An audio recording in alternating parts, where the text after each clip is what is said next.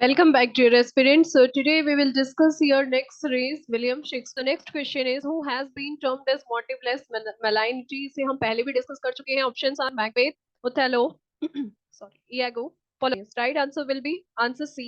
ठीक है.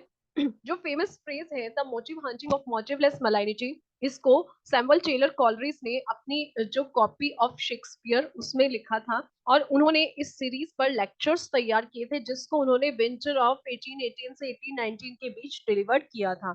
तो उसमें उन्होंने ये जो मेन एंटागनिस्ट था उसके बारे में लिखा है यागो कि the motive hunting of motiveless malignity means उद्देश्यहीन उसका शिकार. The scholars assert that Iago motives, जो हमारी सेंस में जो यागो का मोटिव्स था, कॉलेज असर्ट करते हैं कीन sense of his intellectual superiority, यानी कि उसकी जो बौद्धिक सुपीरियरिटी थी, उसकी sense love of exerting power, और एक्सर्टिंग पावर देखना चाहते थे वो लव की, ये ऐसा उन्होंने यागो के बारे में बोला है. एंड सो यागोज मलाइनिटी इज मोटिवलेस, इसीलिए जो यागो की मलाइनिटी थी, यानी कि यागो का जो इंटेंसिटी थी वो मोटिवलेस थी, उद्देश्यहीन थी. लेकिन कॉलरिज की सेंस में उसका जो रिवेंज था कि उसे प्रमोशन नहीं दिया गया था, प्रमोशन से उसे हटा दिया गया था, और फिर उस पर कॉकॉल्डेड यानी कि रेप का इल्जाम जो लगाया था ओथेलो एंड कैशियो ने, तो आर मर्ली रेशनलाइजेशन, और इसी के चलते वो ओथेलो और इयागो कैशियो दोनों से दुश्मनी रखता था. Who among the following was born first at all, ये इस तरह के क्वेश्चन एग्जाम में पूछे जा सकते हैं कि इनमें से सबसे पहले किसका जन्म हुआ था. William Shakespeare, John Milton, Galsworthy या वर्ड्सवर्थ. राइट आंसर तो पता ही है कि विलियम शेक्सपियर का.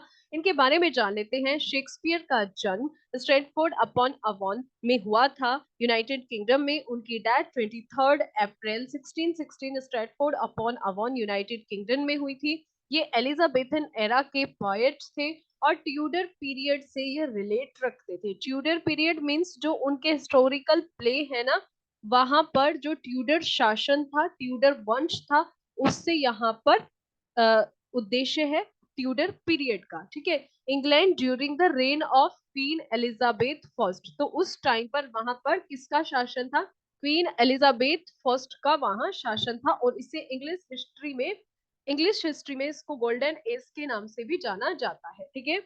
नेक्स्ट नेक्स्ट हम बात करते हैं जो शेक्सपियर थे उनके कंटेम्प्रेरीज के बारे में. उनके कंटेम्प्रेरीज आते हैं लाइक फिलिप सिडनी हो गया है ना, Christopher Marlowe, Spenser, William Shakespeare, Ben Jonson और यूनिवर्सिटी विट्स. ठीक है. यूनिवर्सिटी विट्स के बारे में जो ब्रीफली वीडियो मैंने अपलोड की है उसको आप वहां से जाकर चेक कर सकते हैं, इसको प्रीवियसली भी हमने डिस्कस किया है.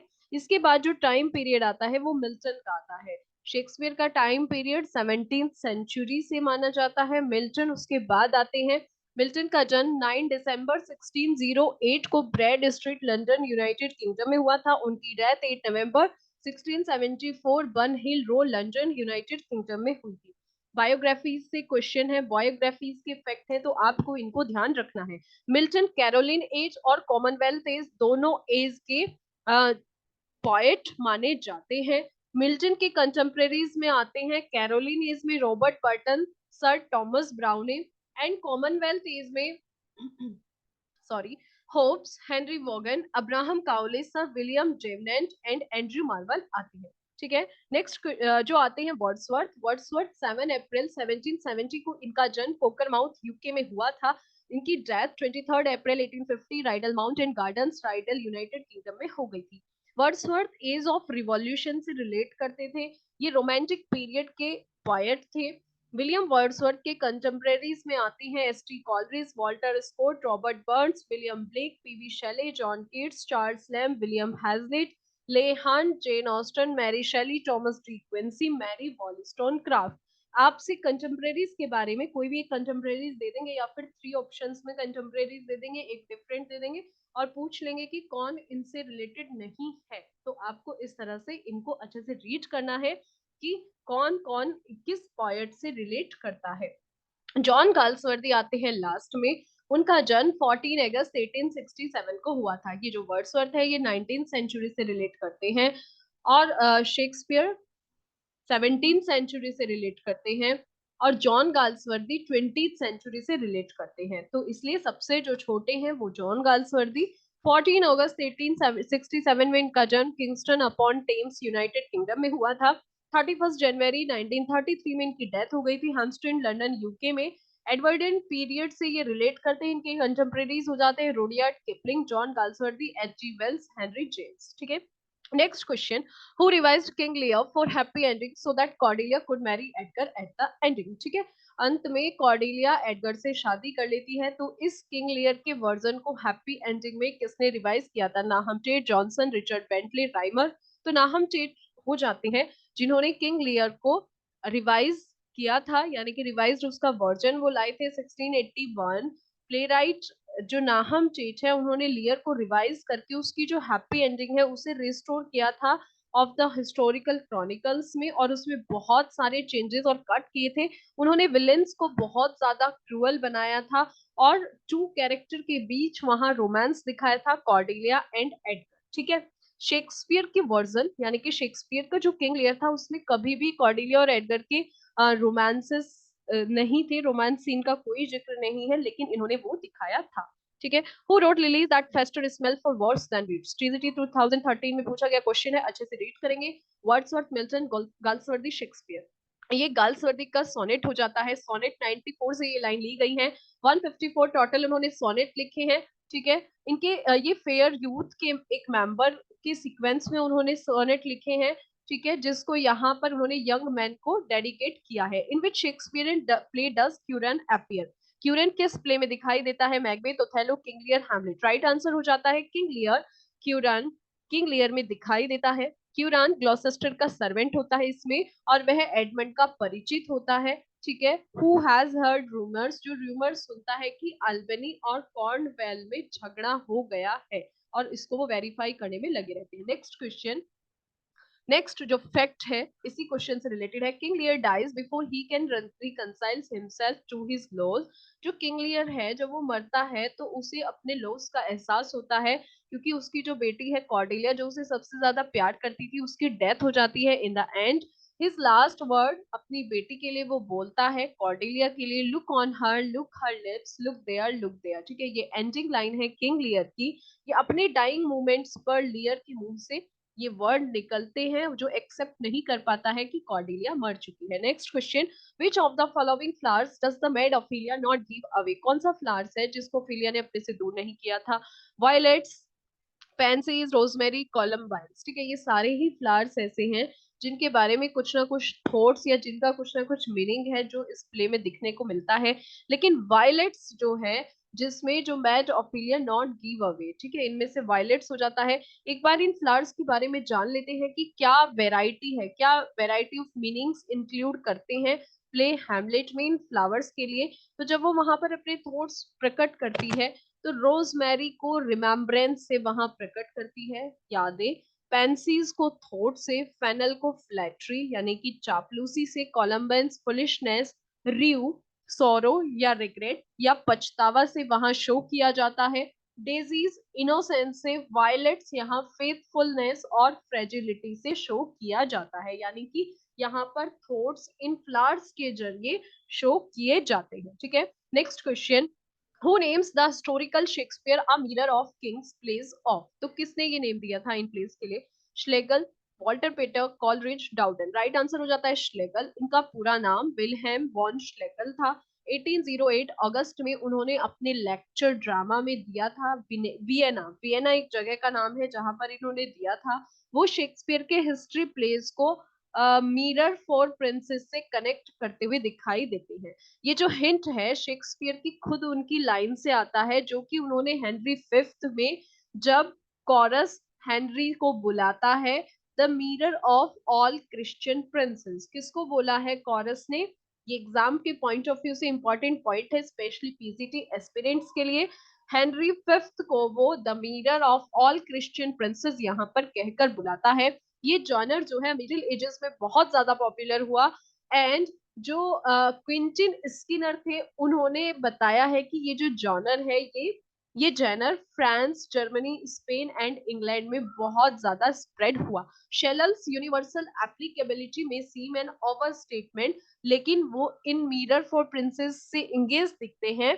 शेक्सपियर ने न केवल, और कहते हैं कि शेक्सपियर ने न केवल यूरोपियन में फॉर्म में ही इसमें पार्टिसिपेट नहीं किया, बल्कि जो पूरा का पूरा यूरेशियन ट्रेडिशन था उसमें उन्होंने चेंजेस लाने के वो भागीदार हैं। ठीक है, एक और फैक्ट जो इन सबसे जुड़ा हुआ है, सर जॉन फाल्स्टाफ से एग्जाम में ये पूछ लिया जाएगा कि ये जो कैरेक्टर है शेक्सपियर का, सर जॉन फाल्स्टाफ, ये हम सभी जानते हैं कि ये एक कॉमिकल कैरेक्टर है। ठीक है, ये तो हम सभी को पता है कि यहाँ पर तो ये कॉमिकल कैरेक्टर हो जाता है जॉन फॉलस्टाफ। अगर एग्जाम में पूछा गया कि ये किस किरदार पर है या ये किस पर आधारित है, किस पर बेस्ड है, तो क्या आपको पता है कि सर जॉन फॉलस्टाफ का ये जो है फेमस कॉमिक कैरेक्टर है, विलियम शेक्सपियर के प्लेज में दिखाई देते हैं, है ना, उनके हिस्टोरिक प्लेज में दिखाई देते हैं। फॉलस्टाफ को ये माना जाता है कि ये सर जॉन ओल्ड कासल के मॉडल पर आधारित कैरेक्टर है, जो कि एक सोल्जर, एक मार्टिर लीडर, यानी कि एक शहीद सेक्ट था, एक संघ था, लोलार्ड संघ, सर जॉन ओल्ड कासल के मॉडल पर ये सर जॉन दिखा। In Milton, there is always an appearance of effort. In Shakespeare, scarcely any. ये एक रिमार्क है, तो ये किसके द्वारा दिया गया? Thomas Hardy, Nissim Ezekiel, William Hazlitt, Matthew Arnold. Matthew, ये विलियम हेजलेट ने दिया है इस रिमार्क को कि जो मिल्टन है वो हमेशा उनका एक एफर्ट शो होता है, शेक्सपियर स्कार्सली एनी। ठीक है, तो ये जो रिमार्क है ये विलियम हेजलेट ने lectures on the English poet पर, लेक्चर्स थर्ड में ऑन शेक्सपियर एंड मिल्टन पर इस तरह का रिमार्क वहां दिया था। Reflect Romeo and Juliet and state the meaning of my life is my foe's debts. ठीक है, ये my life my foe's debts, इस तरह की जो क्या मीनिंग है इन लाइंस का, that he had to marry someone from whose father he had taken a loan, that someone was trying to kill him, that he loved Juliet who was the daughter of the enemy of his family, none of the above। Answer आपको पता ही चल गया होगा, क्योंकि अगर story आपने read की है तो पता चल गया होगा कि जो जूलियट थी, डॉटर, ठीक है, और वो रोमियो की एनिमी फैमिली की डॉटर थी। तो यही रीजन था, है ना, माई life is my force that's, कि मेरी जो लाइफ है वो मेरी दुश्मनों से रिलेट करती है। रोमियो एंड में लिखी थी, है ना। तो ये रोमांस है इटालियन यूथ्स के बीच जिनकी फैमिलीज में फ्यूड रहता है, यानी कि झगड़ा रहता है। इसके जो प्लॉट है वो बेस्ड है इटालियन टेल पर, जिसको मैथ्यू बेंडेलो ने लिखा था। इस नाम को ध्यान रखना, रोमियो एंड जूलियट की जो टेल है वो मैथ्यू बेंडेलो के द्वारा। Verse is the tragical history, जिसको ट्रांसलेट किया गया था tragical history of Romeo and Juliet. इसी प्रोज को रिटोल्ड किया गया था विलियम पेंटर ने 1567 में। और रोमियो के जो प्लॉट है वो है, इनको आप ध्यान रखिए। नेक्स्ट शेप प्लॉट है वो, और सपोर्टिंग कैरेक्टर है वो दूसरों से उदाहरण पेरिस, और ऐसा भी माना जाता है कि इस प्ले को 59 एक क्वार्टो वर्जन 1597 में पब्लिश कराया गया था। ठीक है, the language used used by Shakespeare in his dramas for the most part is, तो अपने ड्रामा में उन्होंने किस लैंग्वेज को सबसे ज्यादा यूज किया है? Poetic prose, blank verse, narratives. Blank verse के बारे में जान लेते हैं। एक लिटरेरी टर्म है जिसमें जो पोएट्री है वो अनराइम्ड लेकिन मीटर्ड लाइन में लिखी जाती है, और हमेशा इयाम्बिक पेंटामीटर में ही वो होती है। इसमें जो पोएट्रिक लाइन की 5 इयाम्स में, इयाम्स ग्रुप ऑफ 2 सिलेबस जिसको माना जाता है, उसमें लिखते हैं, और ये मिलती है हमें देखने को ब्लैंक वर्स, यानी कि सिंपल सा इसका एक मीनिंग है कि जो ब्लैंक वर्ड्स है उसमें जो राइमिंग स्कीम होती है वो तो अनराइम्ड होती है, इयाम्बिक पेंटामीटर में हमें देखने को मिलती है। अनस्ट्रेस्ड स्ट्रेस्ड पैटर्न को ये फॉलो करती है। Shakespeare sonnets 1 to 126 generally show a re in action of, किस चीज में? जनरली जनरल फिलोसफी और life, dramatic interchange, personal relationship with a young rich patron, या dramatic argument with a dark lady. Right answer हो जाता है personal relationship दिखाते हैं यंग रिच पैट्रॉन में। शेक्सपियर के जो सोनेट्स हैं वो generally show a re in action of personal relationship. Sonnet 126 जिसमें एक यंग और रिच मैन से उनकी रिलेशनशिप दिखाई जाती है। इसमें जो पोएट है वो अट्रैक्टिव होता है यूथ से to man ensure that young man's exceptional charm, की जो वो यंग मैन है उसका जो चार्म है, चाहे जो उसकी उम्र है वो बीत ही क्यों ना जाए, चाहे वो इस दुनिया से चला ही क्यों ना जाए, लेकिन जो उसका चार्म है वो कभी उसको नहीं खोलता। तो हम कह सकते हैं कि जो शेक्सपियर के 1 से लेकर 126 तक के जो सोनेट है वो यंग मैन पर आधारित है, जो कि एक रिच पैट्रोन माने जाते हैं। Julius Caesar falls in point of time between, किस टाइम में जूलियस सीजर हमें देखने को मिलती है? The comedies and histories, the comedies and tragedies, the histories and tragedies, the tragedies and romances. Previous year का क्वेश्चन है, ध्यान से रीड करेंगे। हिस्ट्री एंड ट्रेजेडीज में जूलियस सीजर देखने को मिलती है। जूलियस सीजर जिसका फर्स्ट फोलियो टाइटल रहा है ट्रेजेडी ऑफ एल्विस सीजर, इसको जूलियस सीजर ही बोला जाता है। ये एक हिस्ट्री प्ले है और विलियम शेक्सपियर ने इसको 1599 के ड्यूरिंग लिखा था। Which of Shakespeare tragedies is called tragedy of reflection? Easy question है। King Lear, Hamlet, Macbeth, Othello. तो राइट आंसर हो जाता है हैमलेट। हैमलेट को विलियम शेक्सपियर की ट्रेजेडी ऑफ रिफ्लेक्शन कहा जाता है। क्यों? क्योंकि जो हैमलेट है, as a tragedy lies contain in the character और बिहेवियर ऑफ द हीरो। जो ट्रेजेडी है हैमलेट, वहां पर शो करता है एक हीरो का बिहेवियर और कैरेक्टर, जो उसके दुख को बढ़ा देती है। हैमलेट जो है उसकी tragedy provokes us into reflecting very mental makeup of its protagonist. मतलब मींस जो प्रोटैगनिस्ट है उसके जो मेंटल, जो उसके दिमाग में चल रही चीजें होती हैं, वो वहां पर हमें उसे ट्रेजेडी रिफ्लेक्ट करने पर मजबूर कर देती है। और हैमलेट प्रिंस ऑफ डेनमार्क भी कहे जाते हैं, इसीलिए इसको ट्रेजेडी ऑफ रिफ्लेक्शन भी कहा जाता है। किसको? हैमलेट को। Choose the match that does not match. Touch a stone age you like it, बिल्कुल सही है। गॉडविन, किंग लियर, ये भी मैच है। सिंथिया, जूलियस सीजर, ठीक है, करेक्ट है। गोबो, ट्वेल्थ नाइट, राइट आंसर हो जाता है गोबो। गोबो ट्वेल्थ नाइट से नहीं है, ये मर्चेंट ऑफ वेनिस से लिया गया एक कैरेक्टर है जिसका पूरा नाम लॉन्सलेट गोबो, जो कि एक क्लॉन, एक जेस्टर और एक यंग सर्वेंट है शाइलॉक का। Which play of Shakespeare describe the seven ages of man? किस प्ले को शेक्सपियर के seven ages of man describe किया गया है? Macbeth, king Lear, Hamlet, as you like it. Right answer as you like it, जो कि एक pastoral comedy है जिसको माना जाता है कि विलियम शेक्सपियर ने 1599 में लिखा था और इसको सबसे पहले फर्स्ट फोलियो 1623 में पब्लिश कराया गया था। Next question, read the following lines and answer the questions that followed it. और Julius Caesar, thou art mighty yet. अरे जूलियस सीजर, तुम तो अभी भी शक्तिशाली हो। The spirit walks abroad and turns our swords in our proper external. तो इस तरह की जो स्टेटमेंट्स है वो क्या शो करती है ना? क्या ये स्टेटमेंट क्या प्रभाव क्या दिखाती है? Brutus was too mighty, Caesar was mighty even after his death, Antony was mighty, या कैशियस वाज माइटी? सीधा सीधा दिख रहा है तो यहाँ पर Caesar was mighty even after his death की ये जो लाइंस है ये शो कर रही हैं, ये पूरे प्ले को इम्पोर्टेंट बना देती हैं कि जो जूलियस सीजर है वो मरने के बाद भी कितना पावरफुल है। और ये कौन बोल रहा है? ब्रूटस इनको बोल रहा है डर से, है ना, कि सीजर की डेथ हो चुकी है फिर भी वो कितना पावरफुल है। Macbeth sees the ghost of. Macbeth कहाँ घोस्ट देखता है? किसका घोस्ट देखता है? Banquo, Duncan, Iago, Hamlet. सीधी सी बात है, बैंको का वो घोस्ट देखता है sitting at his place at the table, और वो वहां पर डर जाता है ना, उसको बैठे हुए देखता है टेबल पर। The fault dear Brutus is not in our stars but in our selves that we are underlings. Dear Brutus, Brutus को संबोधित करते हुए कैशियस ये रिमार्क देता है कि जो फॉल्ट है वो हमारे स्टार्स में नहीं है बल्कि हम में खुद में है, जो हमने काम किए हैं, जो हमने डीड्स किए हैं उसमें है। तो ये रिमार्क कैशियस के द्वारा दिया गया है और ब्रूटस को वो संबोधित करते हुए कह रहा है, he loves Brutus and wanted to see him on the top। क्या रीजन था इसका? he hates Brutus and wanted to kill him, he hates Caesar and wanted to kill him, he was jealous for Caesar's growing power and wanted to incite Brutus against Caesar। yes, D answer इसका right हो जाता है। तो what is the origin of the phrase the fault in our stars? अब इसके बारे में जान लेते हैं कि ये जो फ्रेज है फॉल्ट इन अवर स्टार्स, इसका जो ओरिजिन है वो कहाँ से लिया गया है। ठीक है, ये फ्रे ये phrase the fault in our stars Shakespeare के प्ले जूलियस सीजर से ली गई है, जिसमें कैशियस ब्रूटस को बोलता है और जिसका ये मतलब होता है कि जो प्रॉब्लम्स हैं in our lives are not caused by fate, ये भाग्य की वजह से नहीं है बल्कि इन प्रॉब्लम्स को हमने चुना है। ठीक है, तो ये कैशियस रिमार्क ब्रूटस को बोलता है कि हमने ही तो चुना है इन सबको, उसको सीजर को ऊपर के स्थान हमने दिया है, तो ये हमारा भाग्य नहीं है, ये हमारी चॉइस है।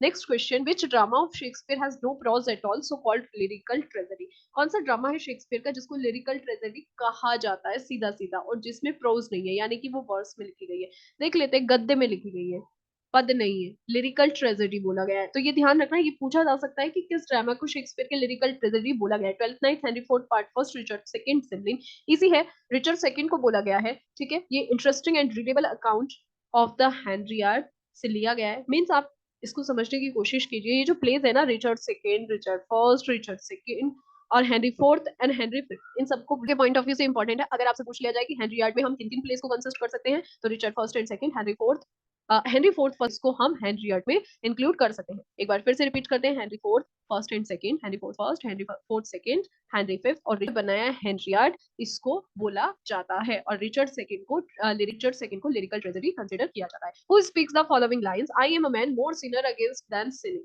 ठीक है, मैं एक ऐसा आदमी हूँ जिन्होंने बहुत सारे पाप किए हैं, पाप के अगेंस्ट मतलब पाप पर पाप किए। Hamlet in Hamlet, Macbeth in Macbeth, king Lear in King Lear, या Othello in Othello. Right answer हो जाता है ओथेलो इन ओथेलो। ठीक है, who speaks the following line in King Lear, the younger rises when the old doth fall. ये बहुत ज्यादा important है और बहुत बार आती भी है। किंग लियर एडगर एडमंड रिगन, तो ये एडमंड की फाइनल लाइन है। ठीक है, लाइन नंबर 25 में वो बोलता है the younger rises intergenerational rivalry as a key motivator of the play. यानी कि यहाँ पर ये जो एडमंड है ये फाइनल आगे बढ़ते हैं, छोटे तक वो या तो उनका पतन हो रहा होता है या वो पीछे हट जाते हैं अपने काम से। तो इस तरह की लाइन उन्होंने बोली है। The rest is silence, these are the last words before his death in Shakespeare. ये शेक्सपियर के किस प्ले से लिए गए हैं? ये लास्ट वर्ड्स है सीजर, मैकबेथ, हैमलेट के लास्ट सीन है, लास्ट वर्ड्स है। ठीक है, ये पॉइग्नेंट फ्रेज जो है ये इस प्ले में बताती है कि द रेस्ट इज साइलेंस, यानी कि जब हैमलेट मर रहा होता है तब ये कमेंट वहां पर देते हैं और जो वो ट्रेजिक इवेंट्स है उसे एक कंक्लूजन मिलता है ना, कि साइलेंस में ही रेस्ट है। Who commented on Shakespeare comedies, किसने शेक्सपियर की कॉमेडीज पर कमेंट किया? Shakespeare has no heroes, he has only heroines. ये तो इजी हो जाता है, Carlyle, John Ruskin, Ben Jonson, A C Bradley. ये जो ये जो दिया गया है कि Shakespeare has no heroes only heroines, तो ये दिया गया है जॉन रस्किन के द्वारा। ठीक है, next question, in which play of Shakespeare do with three needs no ghost my lord come? Hamlet, Macbeth, Henry fourth, king Lear. तो ये हैमलेट से लिया गया है। ठीक है, शेक्सपियर में there needs no ghost my lord come, ठीक है, कि घोस्ट को आने की जरूरत नहीं है। तो ये होरेशियो कमेंट करता है, there needs no ghost my lord come from the grave to tell us this. इस तरह के वो वर्ड बोलता है कि घोस्ट को आने की जरूरत नहीं है, हमें ये सब बताओ। Then after some more rigmarole from Hamlet, तो Horatio says these are but wild and bolding words my lord. Act first scene fifth की ये लाइंस है। इनको लिखने का यहाँ यही पर्पस है कि आप ध्यान से रीड कर लें कि क्या वो लाइंस थी। तो ये होरेशियो यहाँ पर सेंसिबली कमेंट्स करता है कि there needs no ghost my lord come from the grave to tell us this. ठीक है, तो फिर उसके बाद देन आफ्टर सम मोर रिगमोर मॉरल मेरोल from Hamlet, Horatio says these are but wild and bolding words. ठीक है, इस तरह की बातें वो बोलते हैं।